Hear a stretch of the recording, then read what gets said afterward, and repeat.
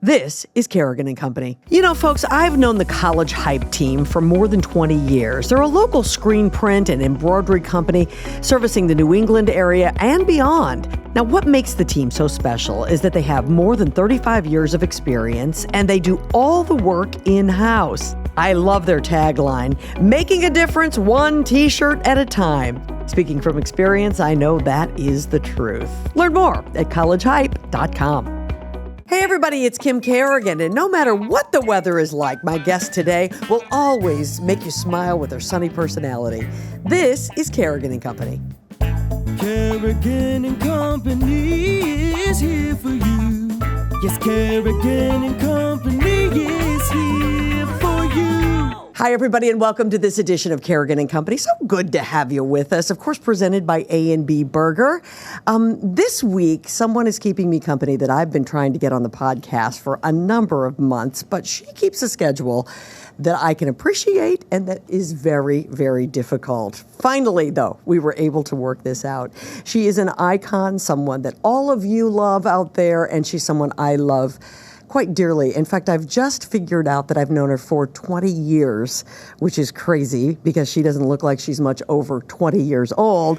I am so happy to have meteorologist Cindy Fitzgibbon with me. Yes, I mean, honestly. Oh, thank you. It's crazy, right? 20 years? 20 years ago, almost, to the day. Yeah, almost to the day. That's the truth. So Cindy and I, obviously, we came together over at Fox 25, which was Fox 25 when we were there at the time. And we both worked in the morning, and she was the meteorologist there. But Cindy, you had not been there all that long when I started. No, I started there, and I believe it was 2001, 2002. Yeah. Where did you come from? Because I don't remember. So it's funny. So I had been in Florida for not quite 2 years, working in the Fort Myers area. And, being from New England, I always wanted to get to Boston. So I was supposed to be down in Florida for another year plus, but got out early to come up to Fox, where I started on weekends because the morning show didn't exist. Yeah, started up that morning show, and then you came along. So I had been in Florida prior to Fox. Sure, absolutely. Wow. You went to school at Linden State. Mm-hmm. And I do remember you did a little TV up there as well. That was I did. We all have those haunting memories that we don't need to really bring back, right? So before I was in Florida, I actually spent about 4.5 years at the Hearst station in Burlington, Plattsburgh, an NBC station, working a morning show, which I started there. Yeah.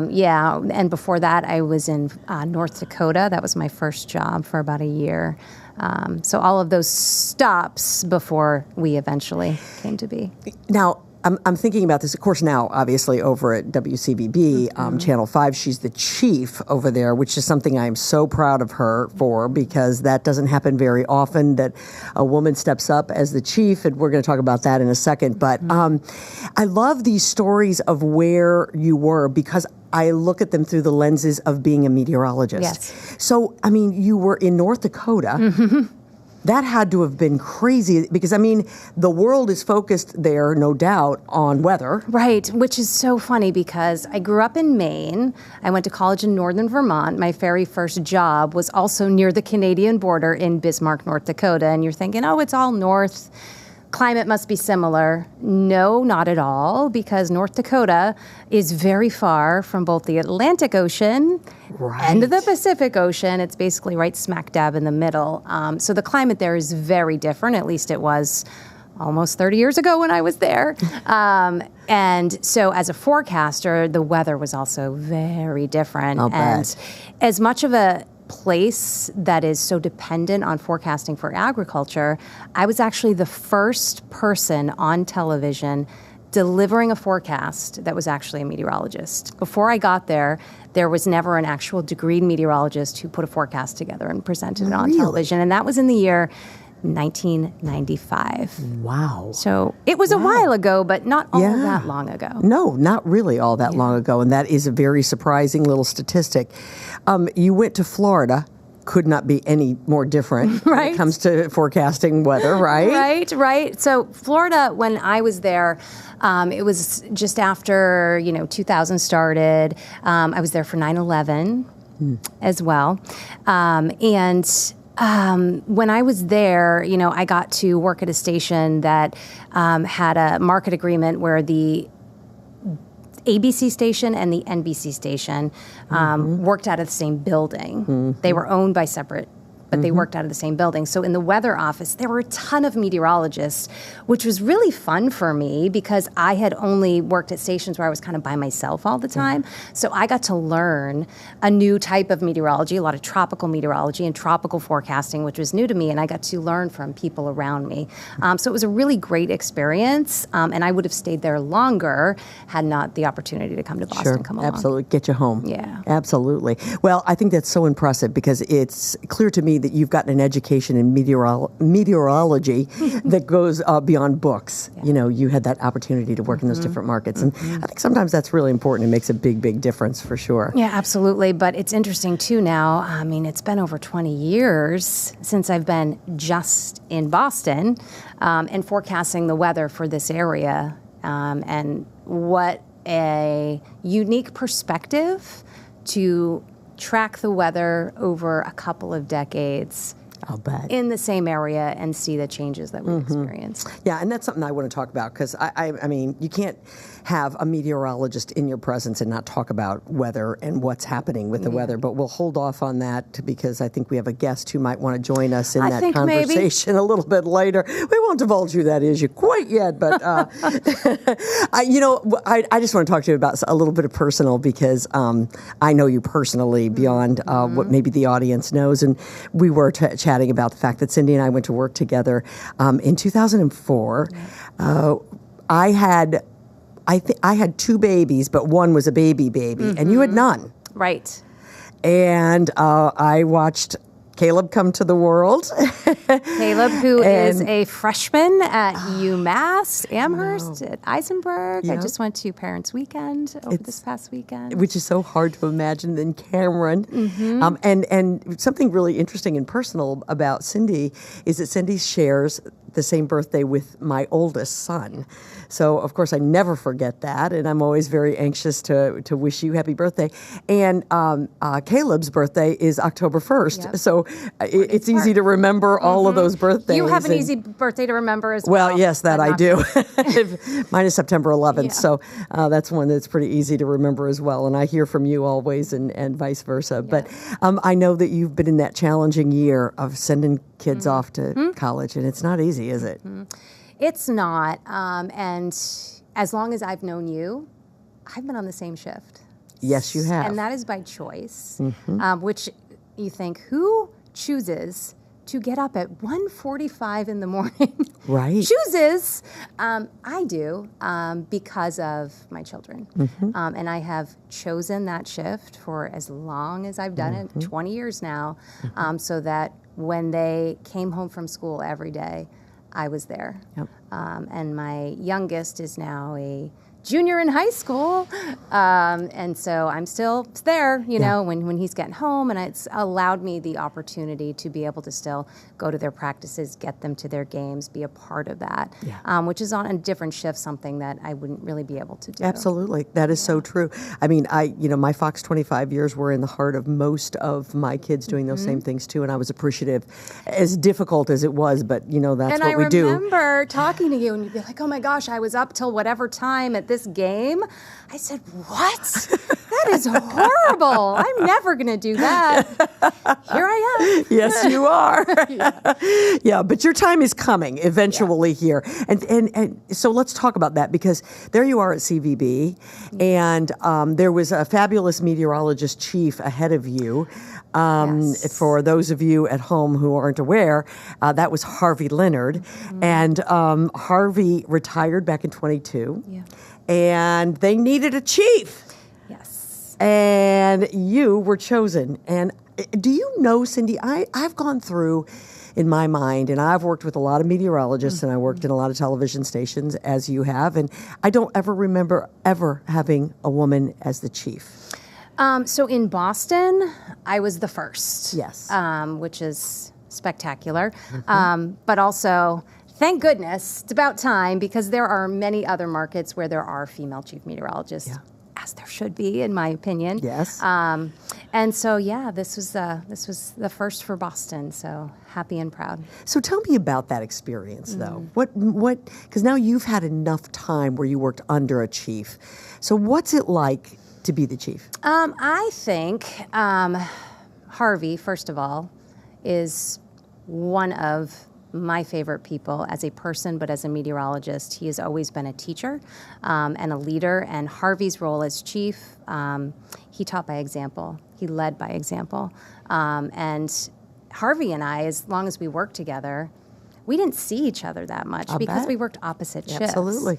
And so Harvey and my relationship is one that, we didn't see as much of each other, but we were always communicating. And I think so much of being a chief and leading a team is that communication between every person on that team, whether or not you're having the one-on-one, because you kind of want, your station's forecast and information to be continuous whatever time they're watching, right? The message should be the same, and we all have our own spin and our own, ways of explaining things. But, the message shouldn't change drastically depending on what day part you're watching. And so, that is something that, started with Harvey and has continued with me, that, when you're tuning in Storm Team 5, you're kind of having a similar experience. Yeah, sure. And that's Consistency really across the board, which is great. Exactly. Absolutely. Everybody needs that, especially when those times come. Around here, we feel pretty strongly about the weather. Right, we do. And we depend on what you guys say. And so a lot it's can important. change between, 5 in the morning and 5 in the afternoon. And right. so we're So somebody's got to carry that torch all the way through.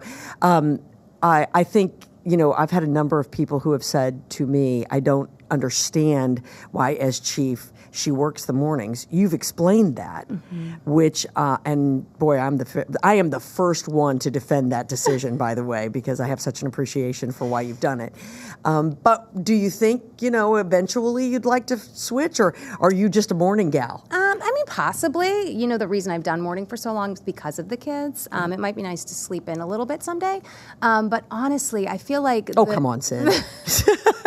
The role traditionally as chief, stemmed from traditional television back in the day when there were only evening newscasts. Absolutely. Morning television, evolved over the past couple of decades. And it's taken a little bit longer, I think, for the role as chief to evolve over the past couple of decades as well. But morning television, one may argue, is as important, if sometimes not more important than the later ones. So, I would argue that, actually. And really my role as chief isn't about what time of day I'm on. It's about leading the team and having a solid team of people all around me. Sure, absolutely. Yep. Do you like it? I love it. If you said no, I don't know what I would have fallen off this chair. That was a very unfair question. And really, I do feel like not that much has changed. I've been at Channel 5 now, it's been, 11 years or so. In the past couple only have been as chief. And, my responsibilities are a little bit more now, but I don't feel like there's a drastic change, that has happened in the past couple of years. It's the same solid team of meteorologists that it's always been. So we'll introduce our next guest here in a few minutes. But before we do that, Cindy, I just really quickly want to do this. We do something called the College Hype Fast 5. Oh. So this is 5 questions, rapid fire. Okay. You answer. I'm going to have a sip of my protein shake Yes, you have a little protein because you're going to need it, little lady. I'm going to have to prepare for this. I've been up since 1:45. I know. It's very unfair, isn't it? College Hype, making a difference one T-shirt at a time. Visit collegehype.com today. Are you ready? We give you 30 seconds to answer them. Here we go. What is your favorite season? Fall. Favorite sport to watch on television? Basketball. What's your favorite in person? Definitely not baseball. I hope my youngest is not listening. Cindy, that's why I asked you it. That wasn't even one of the questions. I can't believe you just said football. Okay. What's the last television show that you binge watched? Nobody Wants This. I've been watching that too. Favorite dish on the Thanksgiving table? Stuffing. Not dressing. Stuffing. Okay. You'll tell me the difference in that in just a bit. And most embarrassing thing that you've ever done on television? Oh, Kim, I think you might have been there for it. Oh, sweetheart. I was. Oh, God. And it never goes away. It never goes away. I feel like I mistakenly broke one of those with my clumsiness on TV once. Mine, I want Can you I to hold know. that? Oh. Actually, I wouldn't allow that because I actually keep this in a very safe place at home.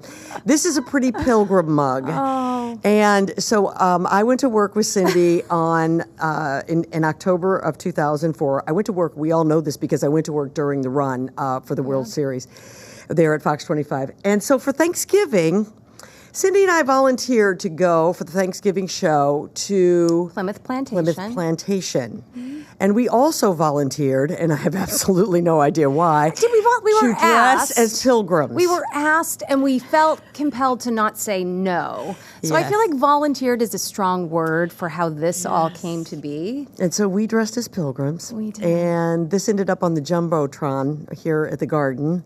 And many, many places that we have been since that time. And I just couldn't allow this opportunity to go by without that. And I had a feeling that would be the answer that you had. All right, Pretty Pilgrim, here you go. College Hype likes to give everybody a wow. T-shirt, so That's thank so you nice. very much. Thank you. I feel like You I bet. heard this one. All right, when we come back, we have somebody that's going to keep us company, and it's a very special guest, and we are very excited about it. So everybody, be sure you stay right with us for this episode of Carrigan and Company. This is Carrigan and Company. You know, folks, I've known the College Hype team for more than 20 years. They're a local screen print and embroidery company servicing the New England area and beyond. Now, what makes the team so special is that they have more than 35 years of experience and they do all the work in-house. I love their tagline, making a difference one T-shirt at a time. Speaking from experience, I know that is the truth. Learn more at collegehype.com. This segment of Carrigan and Company is brought to you by Lucia Lighting and Design, where people in the know go for the best possible lighting and design experience. Welcome back, everybody, to Carrigan and Company. Great to have you with us for this edition. Of course, brought to us by A&B Burger. Cindy Fitzgibbon, meteorologist Cindy Fitzgibbon, keeping me company from Channel 5. And she and I would like to introduce our guest who is joining us. And we've already talked about him just a little bit. This is meteorologist Harvey Leonard. Oh. Thank you, Kim. Thanks for having me. It's so good to have you. It's just so great to see you in person. The last time Harvey and I saw one another, Cindy, was at the Emmys. Oh, wow. Oh, that's right. Yes. Yeah. And it was so funny that. because we were, I think we can say this, we were standing in line for the bar.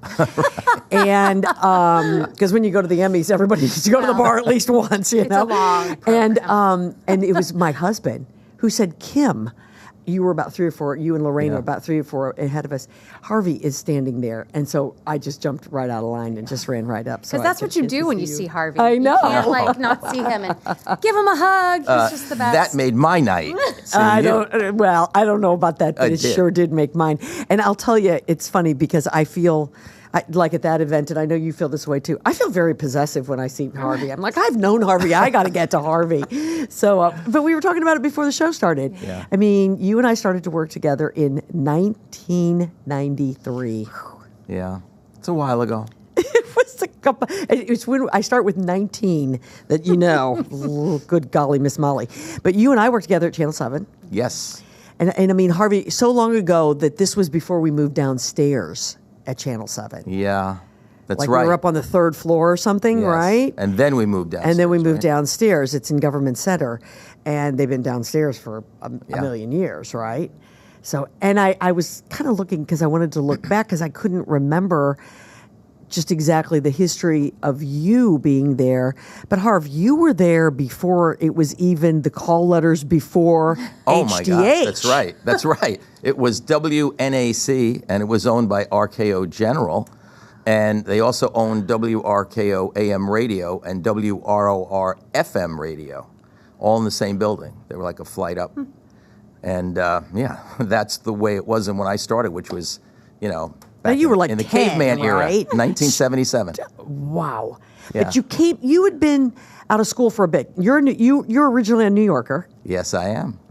And I think you had been there in New York for a bit after you got out of school, right? Because you went to NYU for meteorology, Yes, right? First City College Okay. for undergraduate, and Yeah. then NYU for graduate. Yeah. Sadly, they don't have meteorology programs any longer at either one of those two Really? schools, which breaks my heart some. But yes, and first television job was in Providence, Rhode Island. Yeah. Yeah. So that was my introduction to New England. And now look at Cindy. You heard Cindy's story, okay? She's like geographically, All over the place. hitting all the quadrants of the country, okay? My life, compared to that, was so boring. All I did was slide up I-95 twice, from New York to Providence and Providence to Boston. But I consider that unbelievably fortunate. I know you had great experiences. Yeah. Isn't that where you met your husband, right? And one of College. Oh, that was college. Yeah. You did before North Dakota. Right. But yeah, so but it was great. That wasn't a bad drive. No. And whenever I needed to get back to see family that was still in New York, it's manageable. It's doable. Absolutely. you Yep, know? absolutely. Retirement, how is it? So far, so good. It's been wonderful. I mean, of course, I miss working with Cindy, obviously, although she mentioned, really like ships that pass in the night. Yeah, because of the opposite, shifts. So basically, the connection were the notes. Yeah. Because when before I'd leave there around midnight, I would do my best to write a little note of, what I think is happening and a few graphics, mostly that AJ Burnett. But so she'd have maybe a little head start because she's getting up at 1:45, and Cindy will tell you. I mean, the most difficult weathercast is your first one. Yeah. That's the one you have to do the most preparation for. That's why Cindy has to get up at 1:45. Absolutely. So, yeah, and then I'd always get great notes, the other way around. When I got there early in the afternoon, Cindy, and I'm saying, how does she have time to leave me this incredibly detailed note? I mean, she's already been here like 9-10 hours. Yeah, and his would come through sometimes at 1 a.m. Yeah. Oh, well, yeah, right. It's true. Sometimes when there was a tennis match on, I'm not going to lie. Oh, And yes, he was up to watch tennis at Wimbledon, right? And then, Harvey loves absolutely, tennis. yeah. But this man who is retired, right, just in the past few days, he's emceed a weather conference. He's given a talk on climate change. Yes, been doing a lot of that. Yep. Yep. And got some time with the grandkids, I hope. Oh, yeah, absolutely. So as much as they'll let me. Let's go through that here. So Yeah. you have two daughters. Yes, Both of these young ladies now married and have children of their own. correct. Which Harvey and I were talking about. I knew him when his youngest was 12, so that's the time period. But 5 grandkids. Yeah, Two blessed. of whom live close. Yes. And the other 3 live where? In New York. In New York. They are in New York. Yes, they live in Manhattan. Yes, They're absolutely. growing up in Manhattan.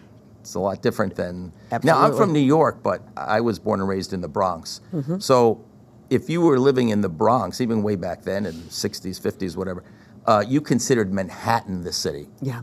All right? So, but they live in the city because they live in Manhattan. Yeah. So it's very different than Absolutely. how I grew up. I have a question. Who are they rooting for in the World Series? Oh, my gosh. What a question. I mean, I know that who you would be rooting for, but I'm just curious about your daughter. Well, my daughter in New York is not a New York fan. Okay. She's a Boston fan, but her husband's from New York, and he is a New York fan, okay? So I've got to tell you this. Go back for a little bit. 2011, the Super Bowl, Giants and the Patriots. Oh, that is my. probably the tweet that I sent out that had the largest response because it was Sunday remember. morning before Yeah. the Super Bowl that evening. And I said, my daughter Tracy is coming up to watch the Super Bowl with me because her husband is a non-offensive New York Giant fan. I had to make sure he's not going to be ripping mad at me, okay? And then I said, do you think I've done a good job as a dad? Well, that got like thousands of responses as you might expect. Oh, I love that. I love that. So, That's great. yeah. That's great. Well, how are the grandkids turning out? Now, some of them are a little too little, right, to on that side to start cheering yet. Yeah, well, maybe our youngest in New York. But Yeah. up here, I mean, they're like 16 and 13. Yeah, no, they're local. The 2 that are fans, local, right? And Yeah. the 3 in New York are 11, 8, and 6. So how you doing with those kids down there in New York? Are you working on them? No, it's hopeless because their dad, there's no way.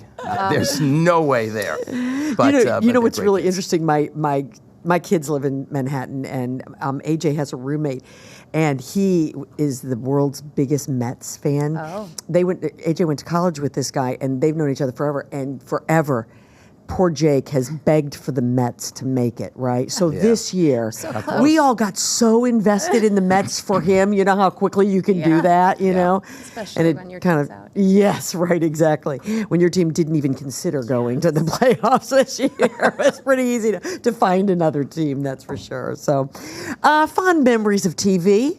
I know everybody asks you these silly questions, but I have to ask you, you know, when you look back. Yes. Well, two of the best are sitting to my right. Well, now that is a very kind of you to work with you, say. getting a chance to work with Cindy. No, seriously, it's first of all, I've loved the weather since a kid. Yeah. I love the storms, most especially the winter storms. Okay. Oh, this one doesn't forget sleep. it. If there's a flake flying from the sky, he will not sleep. Yeah, it's ridiculous, and that part still hasn't changed. That's never going to change. Right. My now you're wife just never accepted you're pacing in the house. Now we're just waiting for it to snow. Yeah. Well, I used to always like, even as a kid, I want to see the first flake.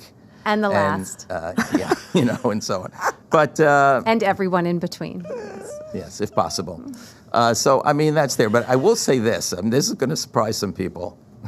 Please, I love Cindy, but I have to say that watching it from afar. Now, maybe it's because I got my fill for like a half a century. I was so blessed to have such a long career, but I do enjoy not having the pressure. Oh, gosh. Because you have no idea what I used to torture myself after making a forecast. Yep.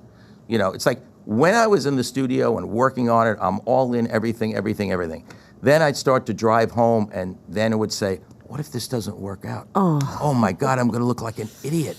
You know, and so you're sweating out of the forecast is like sometimes more stressful than all the hours you put in preparing and making the forecast. Yeah. So now I sweat it out for Cindy, but I don't have to worry because she's always right. Oh, right. She is right too, by the way. She really is. Hey, one of my favorite things, I remember this at Channel 7. So we moved, as I was saying. We were upstairs. We moved downstairs. Harvey had no window. Oh. That was one problem. The other thing is there was no window. There's right. There's no window at the weather That's a office problem. at Channel 5 either. Oh no. Yeah. You guys. But we're not that far from a door that goes outside. Yeah, so you could go to how long is the commercial break? Right, I know we've both done this. But now, I don't know if it was like this when you were there, but now there is there's a lock on the studio door, so if you run out to go look out the back door, you don't have your You don't have your card. Yeah, yes. 10 seconds. Help, I'm locked out. You know, people don't, people at home do not understand the fact that a meteorologist, yes, has lots of charts and science and there's so, but you just need to see, is it raining? Well, and has it started yet? Have you ever been watching television and you're watching a meteorologist who's saying something and you're like, have they looked out the window? Right. That is the worst. So you don't want them to say that. So look out the window. I just remember that, and I'm sorry that you dealt with that again. But I have to tell you, okay, some of the traumatic things. Yes. Okay. The recurring dreams. Okay? Harvey, this is an example of a recurring dream. All right? PTSD, clearly. It's Sunday nights, the 11 o'clock news. I'm at home, you know, watching with my wife, Lorraine, on channel. This is a dream, okay? No, I might really be watching it, but in my dream, we're watching it, and it goes, you know, and that's New Center 5 at 11 with so-and-so, so-and-so, so-and-so, and Harvey Leonard with the weather. You're like, I'm not there. I forgot I'm supposed to work. Okay, so then the brain goes, instant calculation. Okay, I'm about 20 minutes away. I would be on in 15 minutes. Can't do it. So, of course, that's it. I'm going to be fired, okay? So what do? Cut your losses. I'll call up. We'll do a beeper or something like that. So I call. Busy signal. This is a frustration dream. That's one. The other thing is, I'm very fortunate that I was able to earn a bachelor's and a master's. Yes. But boy, by the time I was finishing up the master's program, I was really academic out. Yes. So now I have these dreams that I'm supposed to graduate in May. It's like March or April, and I know there's a class I've never even attended. So I can't possibly pass it, and I won't be able to graduate. That's another recurring nightmare that I still have even at my advanced age. Do you believe that? Wow, I didn't know that. Do you have those? Because I mean, I No, she's much more normal. The 4 hours of sleep I get a night, right, exactly. You don't have time to even get into that, right? I used to have a dream that I'd sat down on the set and there was no scripts and no teleprompter, and I'd have nothing to say. I can understand that. So the lights would all go on, and I would be saying to people, just like you, Harvey, I'd be saying, I have no scripts. Can someone please just get, and everybody would just stand there and look at you, and you did, well.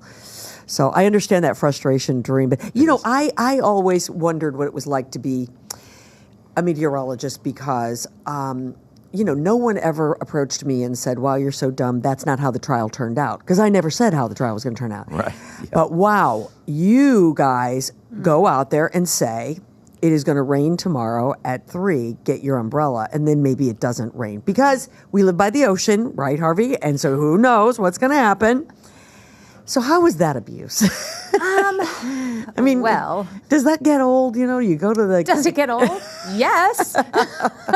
Although I would say the frequency at which it happens maybe is not the same. I think that we get it right more often than we get it wrong. But because we get it right more often than we get it wrong, when we do get it wrong, people notice a lot more. True. Mm-hmm.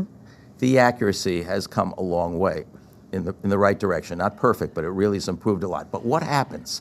Along with that, people's expectations go up as well. Of course. Yeah. All right? I mean, believe me, in the earlier years that I was doing this, you could forecast a foot of snow may get nothing, and that would be bad, but people wouldn't be shocked by it. Right. And there would never right. be anything canceled the day before for the following day. And going that's way the back. thing. Yeah. Sure, But it has come a absolutely. long way. Yeah. But the expectations come up Right. later. And the technology has come so far Yes. that, we can see things a lot more into the future than we used to be able to. And so when we might see a storm down the road, say something, it's Monday, maybe something's brewing this weekend, people want all these details about the weekend because we can see that there might be a storm, but you can't possibly know the details, but people expect more details sooner, and that leads to more margin of error. Sure, of course. So it kind of becomes this...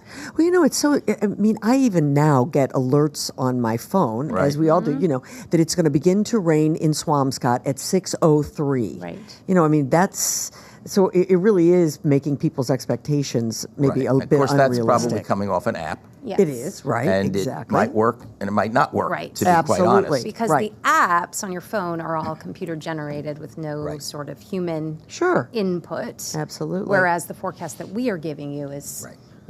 using computer models as a guidance, but a lot of human input. Of course. But also, you're specifically getting that forecast for Swampscott at a certain time. Right. On television, we're forecasting for a very large area in multiple communities where 6:03 in one community might be a very different time or not at all for Sure. another. Absolutely. Or it might be snow for a different community, Yeah. not rain. Right, So- absolutely. And again, Harvey, I know that I distinctly remember you saying to me, it is so much different to forecast along the water. Oh, for sure. So Absolutely. that I has mean, there's so many variables associated Sure. with that. I mean, in the winter, you may have rain-snow line issues, okay? Other times of the year, you may have fog along the coast that doesn't penetrate that far inland. Sea breeze, which can make it dramatically cooler on the coast than inland. Sure. There are so many things. Or a thunderstorm that is super impressive approaching, and then it just Guys out. Weekends, right? And that's it, the summer. So why did I prefer the winter to the summer? They're all challenging, okay? That's just my personal preference. But do you realize that in the summer, you could have a thunderstorm that floods Framingham and never rains a drop in Natick? Now, even if you have an idea, a general idea, 24 hours ahead of time, that there'll be storms and they may weaken as they move farther east, but specifically to do that, but yet at that time of the year, the warm weather, that's the information people need. Sure, So sometimes I'd be absolutely. very frustrated that I couldn't give as specific a forecast as Right. I wish I could to really serve people Well, what they want to know. Harvey's forte, I think, is forecasting.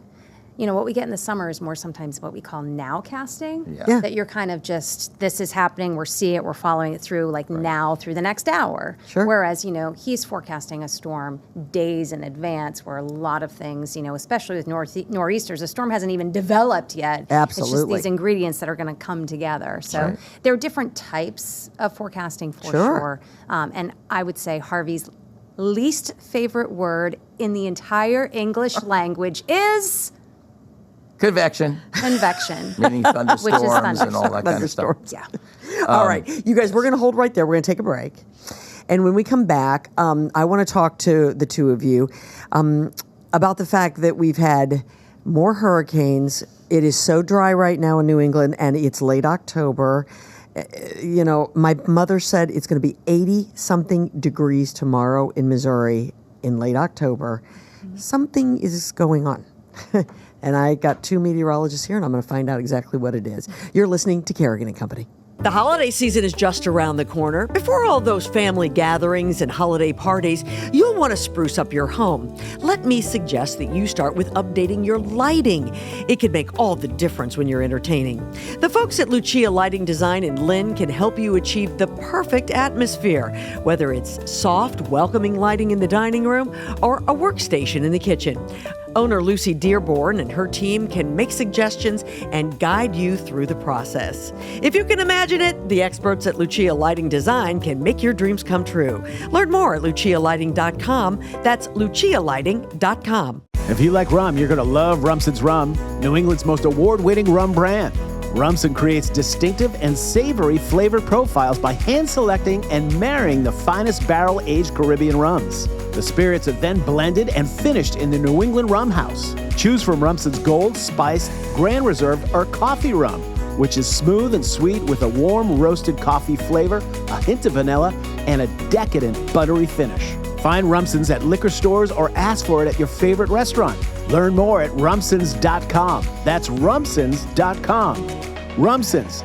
Life lived, life enjoyed. This segment of Carrigan Company is brought to you by Bill Haney's North Shore Music Theater. Titanic, the musical, is now playing through November the 10th. Get your tickets at nsmt.org. Welcome back, everybody. This is Carrigan Company, presented by A&B Burger. Cindy Fitzgibbon is keeping me company today, and keeping us company today is Harvey Leonard, and it's just so good to have the two of them here. And we could go on and on and on about, all of the history that between us we have together.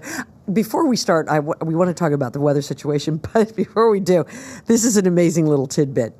Cindy's youngest is in math class with Harvey's oldest granddaughter. That's true. This is when you know. Circle. Right. And I worked with you for almost a decade.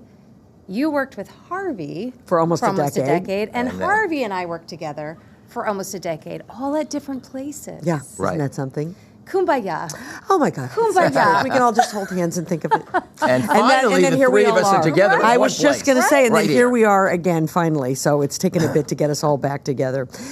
Before we went to the break, Cindy, we were talking about, just you guys talking about forecasting and that kind of thing. The weather gone mad? Is that what you're... I mean, I can't have the two of you in one place and not talk about this because, to be honest, it's what everyone is talking about. I mean, who would ever have believed, and I'm talking from a layperson, that people in Western Tennessee would be affected by a hurricane?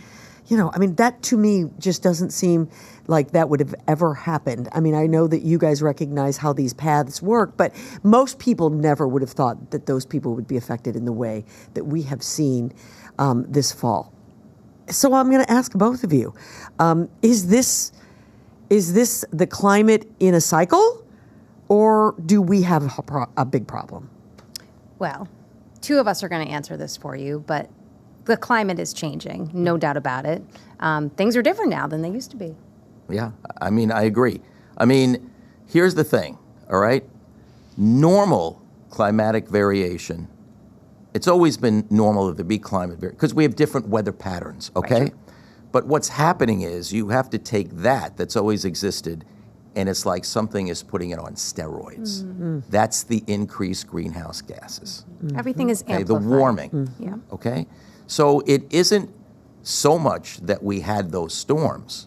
It's the fact that they're passing over ocean water that's 3 to 5 degrees warmer than average. Yeah. It makes the storms wetter, windier, and with bigger storm surges than they otherwise would have been. The two words that I have used more this hurricane season on television than I've used in any other hurricane season over the past almost 30 years that I've been doing this are rapid intensification. Yep. These storms go from barely a tropical storm or a Cat 1 hurricane to a Cat 5 in 24 hours. Right. We saw that with Milton, and we've only seen that with a handful of storms ever. And part of the reason for that is because just what Harvey was saying, you know, the Gulf of Mexico is running 3 to 5 degrees warmer than it typically is at this point in the season, and that is just fuel to really ramp up and amplify these storms very quickly. And a warmer world is a wetter world by definition because warmer air holds more moisture than cold air. That's why we're seeing floods, but then you're saying, so why are we in a drought? I was just going to say, but here we are in October in one of the worst droughts that I can remember at this time of year since I've lived here. And that's what we're seeing. We're seeing floods, we're seeing drought, we're seeing extremes. It's the haves and the have-nots. And it's this extreme from one end to the other, not just in precipitation, but also in temperatures and these kind of changes that happen. You get into these patterns where it rains and it rains and it rains, and then it doesn't. And it doesn't rain, and it doesn't rain. I mean, we saw what last summer, this one we just had was pretty okay. Yeah. But the summer prior, all it did was rain. Whole the entire summer time. before that, it didn't rain at all. We were in a drought. So you're just kind of getting into these patterns. And the past couple of winters, we've been in a pattern where, you know, if it was wet, it was warm. Yeah. Or it was just dry and not doing anything. Right. So you kind So of little snow. Right. Yeah. Yeah. It's Yep. So that's always been the concern, Right. that extremes, climate change would produce more extremes. And that is the problem because those are the ones that are more expensive and are the risk to property and in some cases life. sure. Absolutely. So the question becomes, are we too far over the cliff or can we be saved? Well, it's a great question. And I realize it's a political question as well. And I'm not, you know, I think Yeah. some people, you know, but I'm asking you guys No, as we're experts. just I'm not talking asking about it from you, a scientific that, point of yeah, view. I'm talking about Yes. scientifically. Well, from a scientific perspective, I mean, you know, the ocean has warmed so much, it's going to be hard to cool it down. You know, our atmosphere is warming and it seems to be going in that direction, but there are things that we can do to kind of slow that warming. Right. I don't think we can stop it. I don't think we can reverse it, but we can slow kind of the role of what is happening. And that's a lot of what is happening now with, you know, kind of these initiatives and some of the adaptation that is happening. Right. You know, that's why we are changing the way we do certain things to try to adapt to this kind of new normal that we're finding ourselves Sure. in. Right. And by the way, Cindy, aside from heading up the whole weather department, is also heading up the project Forecasting Our Future. I am. And that means doing stories about what can we do about the changes that are occurring. How can we mitigate? And some of the impacts that, you know, we're finding on our lives, that climate change is just like the weather. The weather impacts everyone. Climate change is impacting things that you wouldn't typically think of, you know. Right. And so we're doing stories that focus on some of those impacts locally on, you know, various types of things. But the ball is in motion in terms of, you know, how things are going. But certain seasons, I think, have different implications as to what that warming will do. You know, in the past 2 winters, it seems like we've had these mild winters, but we get these cold snaps, Yeah. for sure. Right. And we can still get big storms, but you're not going to have the kind of consistent cold. Right. So if you get a big storm, is that snow cover that, you know, say you get, I don't know, a foot of snow? Wouldn't that be something? You know, that foot of snow years past might have lasted on the ground Till for April. weeks, months. Right. Now, you know, you get the cold enough to get a foot of snow, and then within a few days almost, it seems, you know, that Absolutely. snow is gone. Yeah. So I think, I'm sorry, go ahead. Oh no, I was just going to ask you. I mean, so what what is the answer? I know we're talking about initiatives, but what's the single most important thing that people have to keep in mind if we're going to slow this progression? Well, I mean, that's tough because, how big of a difference is it going to make what I do? But I mean, I'm even guilty of this. My wife will say, honey, the water's running in the shower. I said, yeah, I turned it on. Well, but you haven't gone in the shower yet. Right. Look at how much water you're wasting. Right. I mean, there are little things like that that add up. But I mean, the thing is that, the world changes. It'll never change as fast as some will like, but it'll be too fast for what others would wish. But the move toward clean, renewable sources of energy has started. It will go on. The thing is, ideally, to make the biggest difference, we need something that's difficult to come by, worldwide cooperation. Right. Yeah. Because climate change is not a Boston issue. Right. It's not a Massachusetts issue. It's not a US solely, issue. yeah. It is a global issue. And unfortunately, those with less means, are some of the greatest impacted. Sure, absolutely. If we don't get this under control, what can people anticipate in 25, 30 years? I think it depends on what part of the world you're living in. Was it... Well, let's just talk about right here because, we saw this hurricane season. We've seen some of the worst hurricanes we've seen in a long time and a lot of them and just bad weather. So what happens right here in the States? I think you're going to continue to see the extremes with the more intense storms, the more frequency of these extreme events. But just for example, I think it was last week, it could have been the week prior, everything runs together again. 1:45. You've been up a couple hours. Yeah. But it was a bright, sunny day, but, high tide comes along, and the seaport, there's water in places where it shouldn't be. And so we are seeing more of these kind of sunny day floods now, and that's without... I live on the water, so I know what these sunny day floods are all about. And so that is something that is not going to change and will likely get worse. And we've kind of seen, just from erosion, our coastline is changing. Yeah. And I think it will continue to do so. So that is the threat. I mean, you mentioned the coast, of course, Kim, and so we know sea level is rising. So that means if storms of the future were just the same as storms of the past, there'd be a little more coastal flooding and beach erosion because sea level's higher to begin with. Now, with the warmer ocean waters, these storms can then be a little bit stronger than they otherwise would be. So now you have a compounding effect. And when you realize how many people live near or along the coast compared to decades ago, and how many structures along the coast compared to decades ago. So you add all those four things up cumulatively, and of course there's reason for some concern. Oh, absolutely. And along those lines, you look at Florida and the hurricanes that they've withstood this hurricane season, and they're the same places that got hit that are still cleaning up from last season storm, or the season before that are getting hit again. So it kind of begs the question is, should we be rebuilding in this same area? Right. Because we were only becoming more vulnerable. Right. Look at the seaport. I know. Look at what's gone on in the seaport in the last couple of decades. I mean, as long as we've known each other, look at how that landscape It's is. absolutely changed. Completely different. But I can tell you this, as long as I've known Harvey, when I first met you, we didn't have water coming up and into the city. There was no such thing.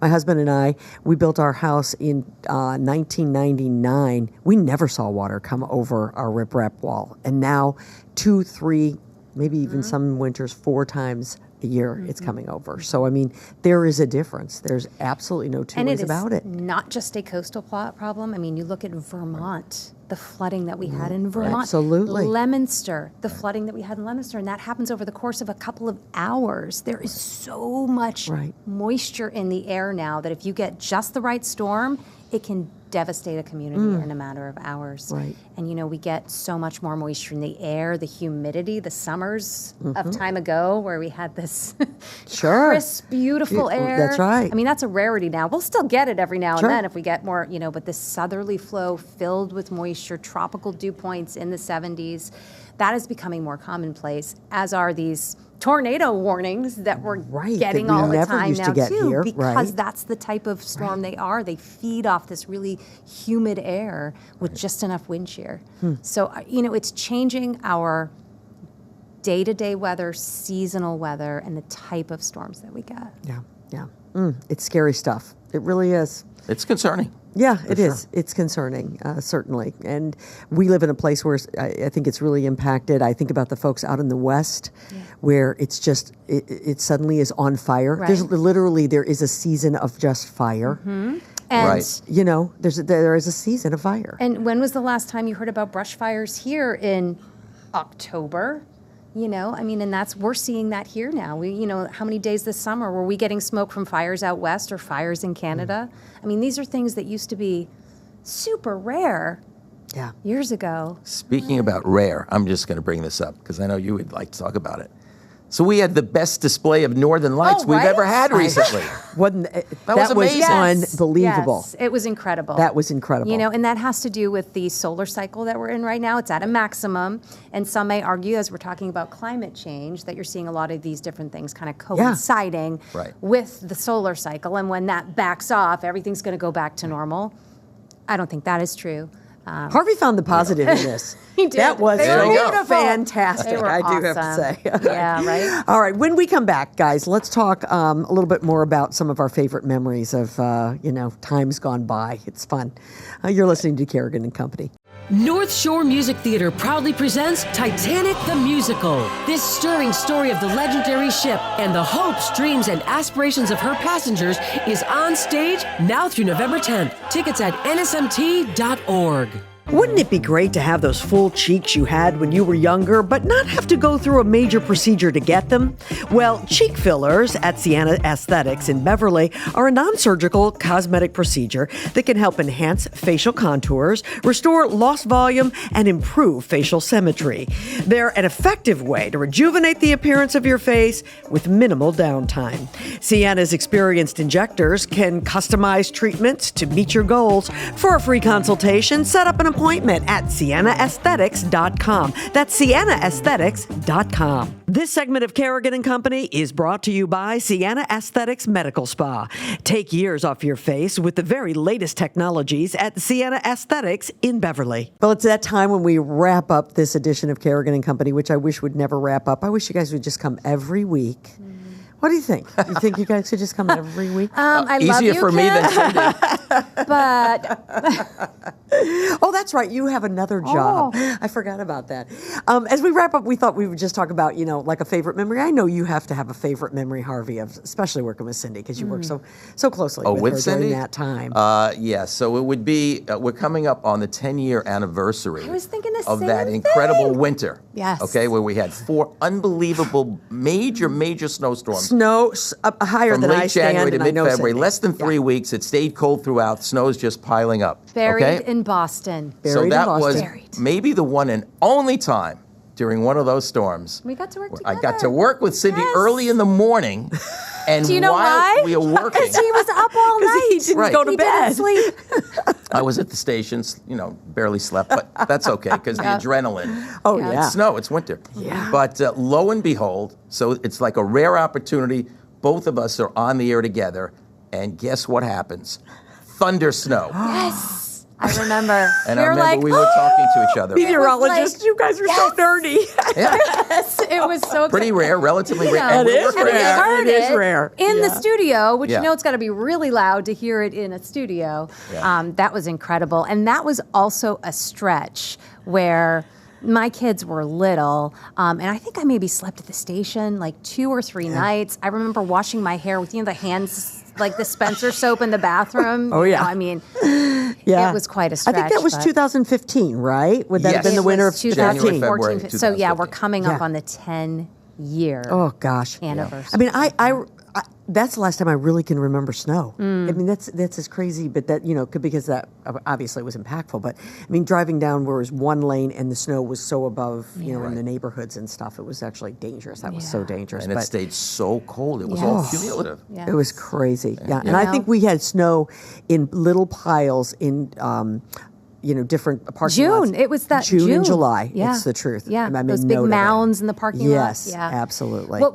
was so incredible, and there were many things that were incredible about that stretch, is we would be in the midst of forecasting on the air in one storm. And on the 7-day forecast, Another one we would would have pop up. another one lit up because Yes. 2 to 3 days later, there would already be another one that we could It was just back to see. back to back. And to it was back. endless. It just went on and on for Yeah. several weeks. It was incredible. It is the most intense snow period in Boston's history. Okay, 80 that inches in Boston from those 4 storms in less than 3 weeks. Oh, my goodness gracious. Well, I don't know. It might be kind of fun if we had another one of those. It would be fun Easy for him for us. because he's retired. Well, for those of you out there, if it happens, you now know who to blame. Great. This has been so much fun. Thank you guys so much. Oh, so much fun Love for you us. both, and I'm just so glad that you could be a part of Carrigan Company. Thank you for Thank asking. you. We love you too. Oh, absolutely. Continued success to both of you. Enjoy those babies and start to rest. And, Lorraine, I'm sorry. I know. She had to have known going in. This was a guy who was never going to really retire. And Cindy, hang in there because it does get easier, you know. And when the second one leaves, all of a sudden you go, I'm so sad. My house is so clean. My food bill is so low. 2 boys. Right, exactly.